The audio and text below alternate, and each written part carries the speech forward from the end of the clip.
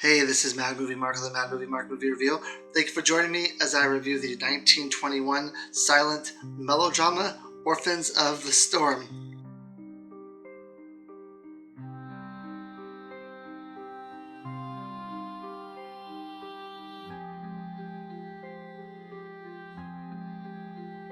Hey, that's not fair. It's not going to be that bad. This should be a pretty good review. Orphans of the Storm was directed by D.W. Griffith, who was an extremely famous silent film director. It is set before and during the French Revolution. It stars Lillian Gish as Henriette and Dorothy Gish as Louise. They were sisters in real life, and they play adopted sisters in this movie, so not sisters by blood, but like just half sisters, I guess. Henriette is the oldest sister, and Louise is the youngest sister. Now, this movie starts off when they're very young as children, and then moves into their adulthood. Adulthood happens pretty quickly, and that's where most of the story happens. So as they get older, the two orphan sisters, Henriette and Louise, decide they're going to travel to Paris because Louise is blind, and they are very confident that there is a doctor in Paris that can cure her of her blindness. Now, once they get there, there's this guy who meets them. He's like an aristocrat, and he madly falls in love with Henriette, and he tries to convince them to take his carriage to wherever they need to go. They decline because Henriette, I think, realizes that she is being hit on, and she doesn't have these same feelings for this aristocrat, so they decline, and the aristocrat is able to come up with this scheme to where he can kidnap Henriette. So he kidnaps her and leaves Louise all by herself in a city, blind, completely helpless, not knowing where to go. Now, the aristocrat doesn't know she's blind, but he wouldn't care anyway. But she's screaming and she's yelling and she's very hysterical about her sister being kidnapped and her being left on her own. Now, this guy comes over to help Louise, and this like old hag lady ends up hearing them talking, and she comes over and she says, "Oh, like I have something that'll help you," and she basically kidnaps Louise and imprisons her and forces her to do begging on the street. She imprisons her in like a dungeon. So now both sisters have been kidnapped. One is in a dungeon. One is now at an aristocrat's party that's like full of debauchery. I think at one point they even called it like an orgy. I don't know if they had that same definition back then that we have today, but I can definitely see that as being true, because like there's hundreds of people there. They're all laying their hair down, having parties, having fun, like, you know, not caring about anything. And of course, Henriette is hysterical. She's like, "You need to get me back to my sister. What happened? Where did you bring me? My sister is blind. She can't help me, or she can't help herself. She has no one in the world but me. You have to take me back to her. She's not going to be able to live on her own." And not only do they not care that's her sister is blind and that she's been kidnapped and that she's at this party, but they don't believe her. They don't believe that she actually has a sister who's blind.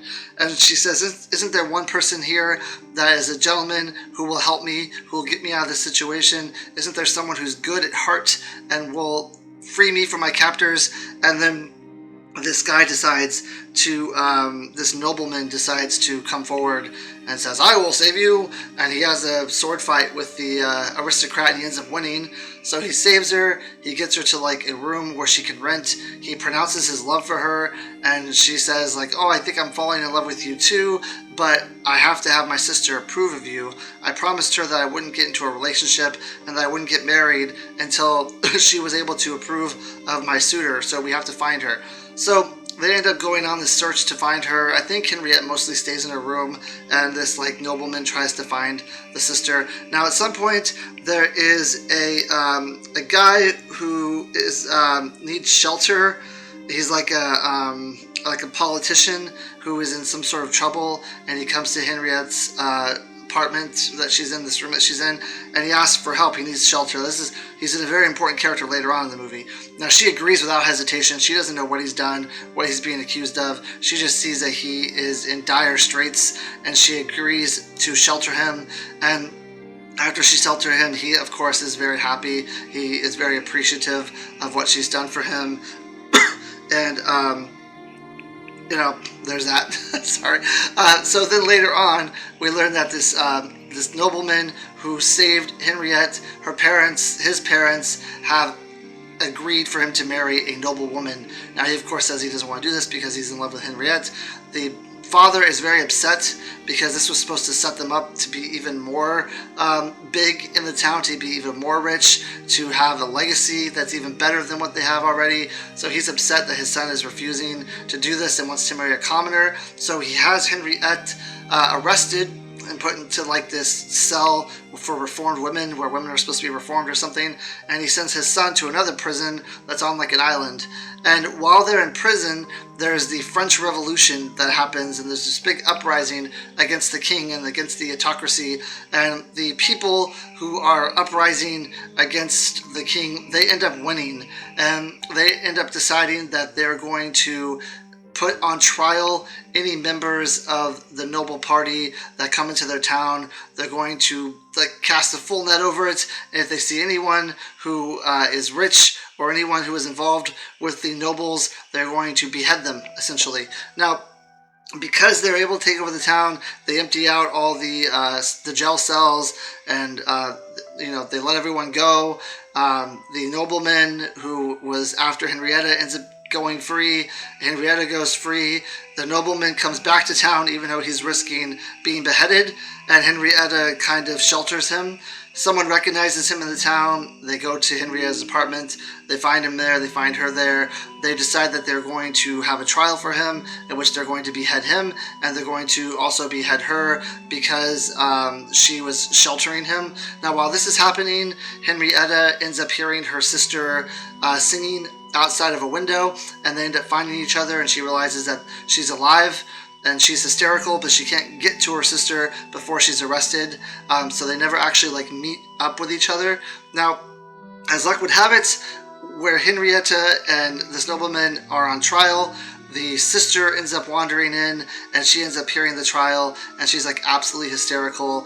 They're both convicted. They're both sentenced to be beheaded on the guillotine, and as they're doing that, the politician who Henrietta sheltered earlier in the movie, who helped, he comes to her aid, and he begs with the court, you can't put these two people together to death. This is a mistake. He's a nobleman, but he doesn't care about his noble upbringing. He doesn't care about the money. He's not someone who's an evil person. He's been helping this poor woman.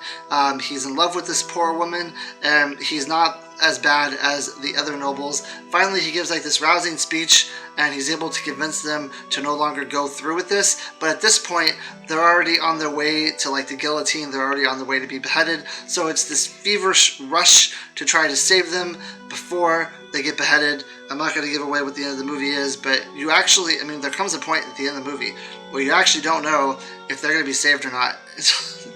It's very suspenseful at the end of the movie.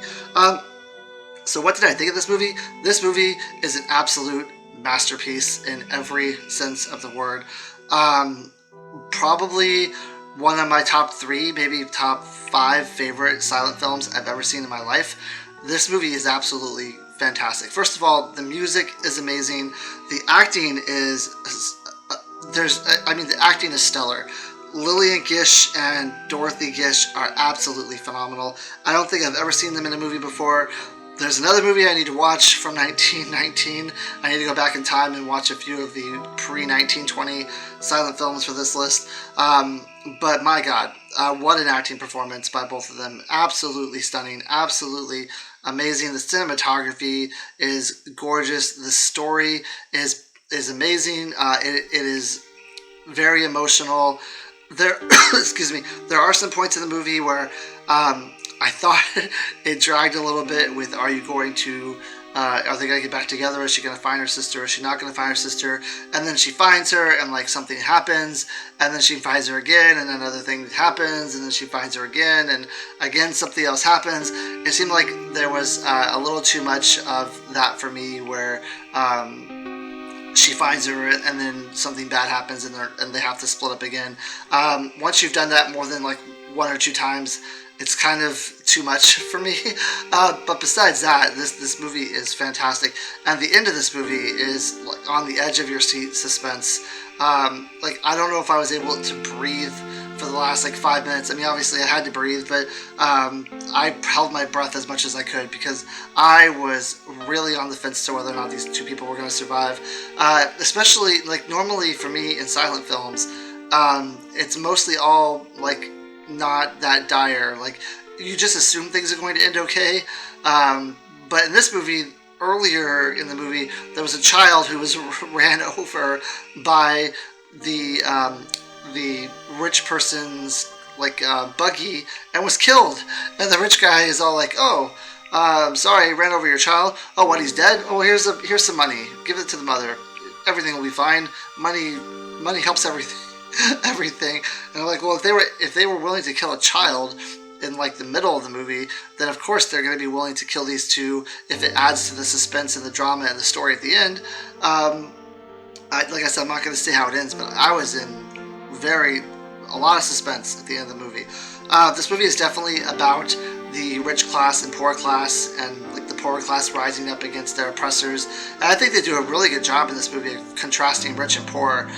There's plenty of scenes in this movie where you have like these lavish parties, or you see like these big mansions, and right outside the mansions are like the ghettos and the poor people who are barely able to survive and very